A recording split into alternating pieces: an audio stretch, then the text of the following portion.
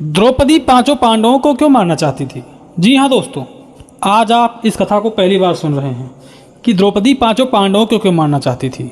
दोस्तों, जब अर्जुन मछली के आंख को तीर से भेद कर द्रौपदी का विवाह कर लेकर आए थे, द्रौपदी यज्ञ से पैदा हुई थी और यज्ञ कन्या थी, उसका जन्म नहीं हुआ था। दोस्तों, वह किसकी अवतार थी, ये वीडियो में आगे चलकर हम आपको बताएंगे। दोस्तों, जैसा कि कहा जाता है कि द्रौपदी को जब पांचों पांडव लेकर अपनी माता के पास आए, माता कुंती से कहा कि हे माँ, देखो मैं किसे लेकर आया हूँ। एक तो पांचों पांडवों को वनवास हो गया था 12 साल के लिए, 1 साल के लिए अज्ञातवास हुआ था।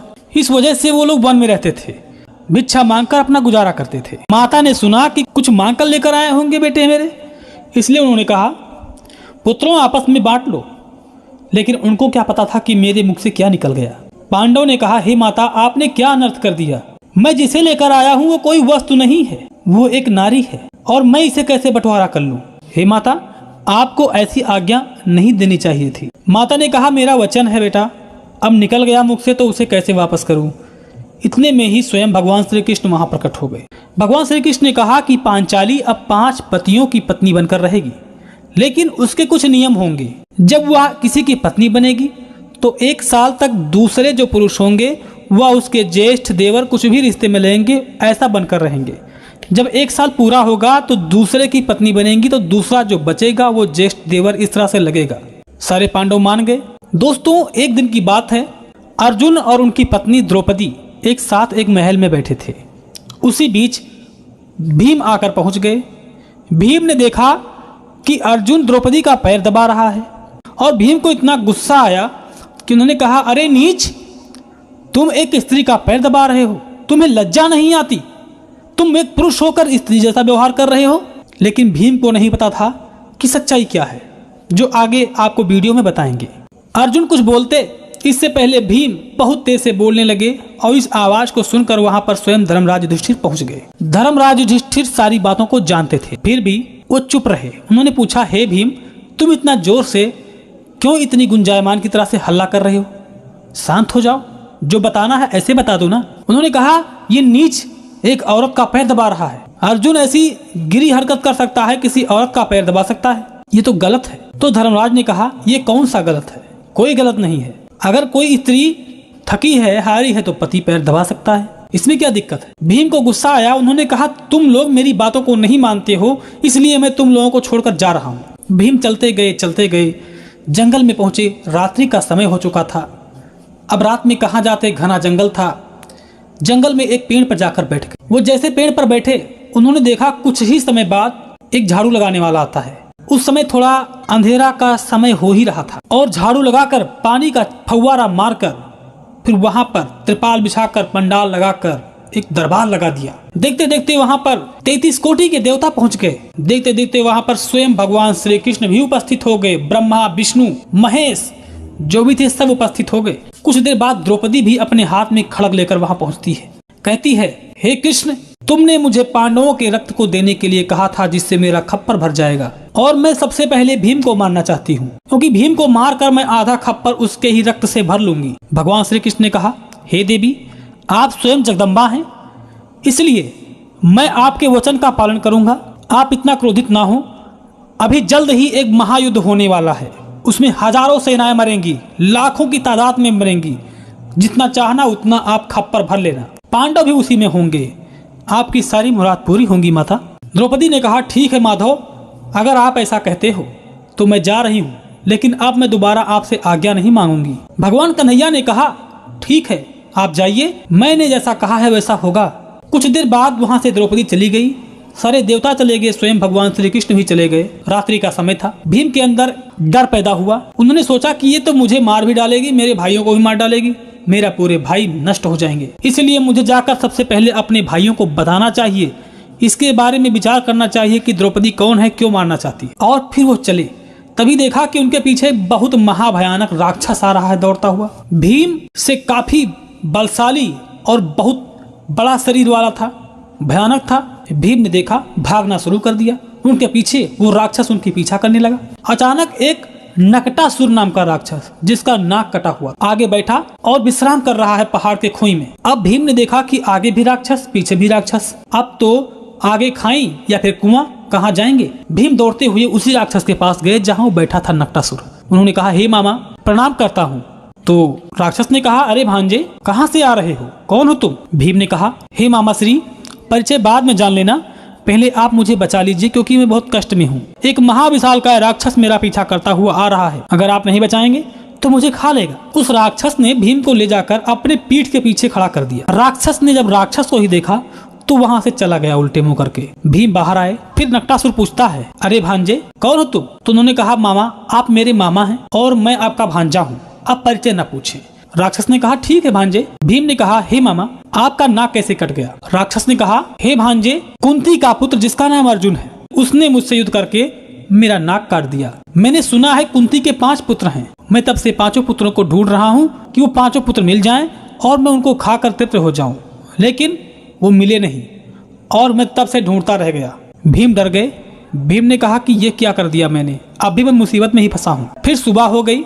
भीम ने कहा, हे मामा श्री, अब मुझे जाने की आज्ञा दें। भीम चलकर और भगवान श्री कृष्ण के पास सबसे पहले पहुंचे। उन्होंने कहा, हे कन्हैया, जो मैंने कल रात को देखा, क्या वह सच था? स्वयं माधव ने कहा, हाँ भीम, वो सच था जो तुमने देखा है। तो उन्होंने कहा, ये द्रौपदी इतनी विशालकाय रूप लेकर और हाथ में खड़ग लेकर क्या करने आई थी? भगवान माधव ने कहा, हे भीम, तुम कितने भोले हो। द्रौपदी यज्ञ सेनी है, वो साक्षात जगदम्बा है, स्वयं माता काली का रूप है। वो अपना खप्पर भरने के लिए आई थी। भीम ने कहा, अगर वो खप्पर भरना चाहती है तो मुझे क्यों मारने के लिए कहती थी कि भीम से आधा मैं खप्पर भर लूंगी। भगवान कन्हैया ने कहा कि उसने पहले ही निश्चय कर लिया है कि वो आपको मार कर ही खप्पर भरेगी। तो भीम ने कहा, हे प्रभु, हे कन्हैया, मुझे बचाने के लिए कृपा करें और कोई उपाय बताएं। भगवान ने कहा, हे भीम, देखिए, द्रौपदी आपकी पत्नी है, वो नहीं जानती है कि तुम जानते हो सारी बात, इसलिए तुम यहाँ से जाओ और कोई भी तुमको भोजन करने के लिए कहे, तुम रूठ कर बहाना बनाकर बैठना, किसी के कहने पर भी मत खाना। जब स्वयं द्रौपदी तुम्हारे पास आएगी और उनसे 3 वचन ले लेना, तब तुम भोजन करना और तब तक मैं भी आ जाऊंगा।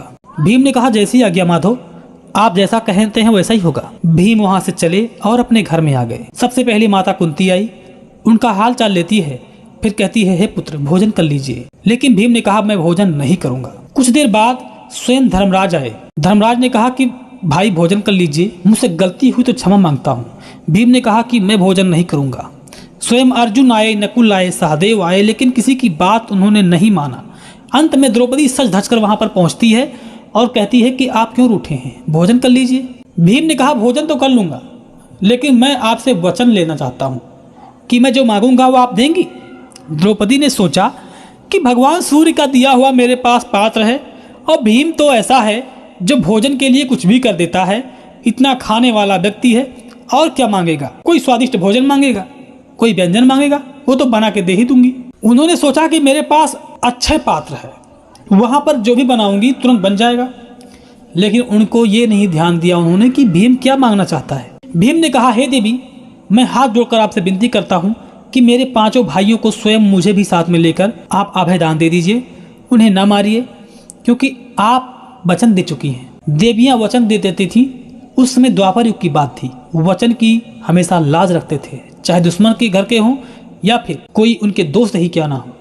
इसलिए माता ने कहा, ठीक है, मैं तुम्हें आज से नहीं मारूंगी, तुम अमर हो गए, जाओ। दोस्तों, इस तरह से द्रौपदी ने उनको छोड़ दिया। स्वयं भगवान श्री कृष्ण वहां पहुंच गए। उन्होंने भी कहा, हे बहन, इनको अभयदान दे दीजिए। अभयदान हो गया।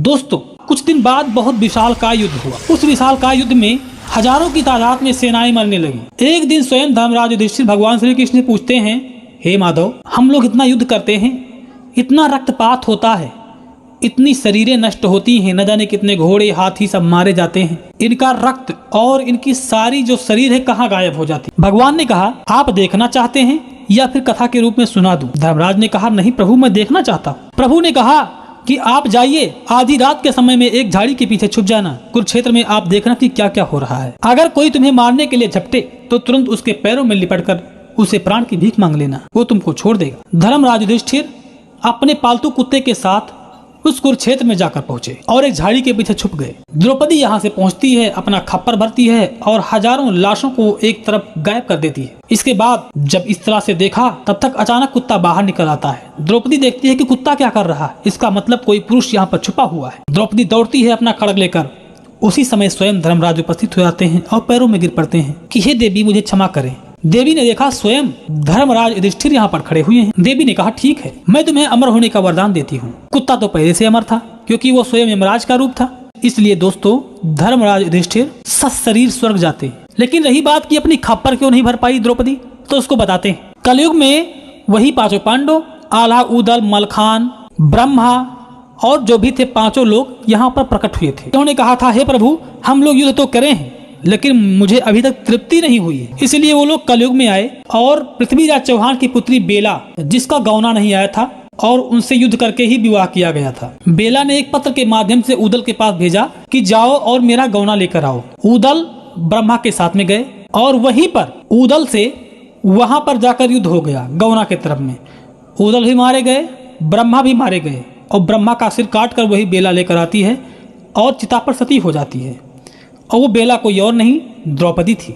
इसलिए दोस्तों आपको पता चल गया होगा कि स्त्री चाहे तो क्या नहीं करा सकती है। अगर द्रौपदी दुर्योधन के ऊपर हंसती ना कि अंधे का पुत्र अंधा होता है, तो आज इतनी बड़ी हंगामा नहीं होती, इतना बड़ा महाभारत नहीं होता। दोस्तों आशा करते हैं कि आपको समझ में आ गया होगा। अगर आ गया है तो वीडियो को लाइक करें, चैनल को सब्सक्राइब करें और फिर मिलते हैं ऐसे इंटरेस्टिंग वीडियो के साथ। तब तक के लिए जय श्री कृष्ण।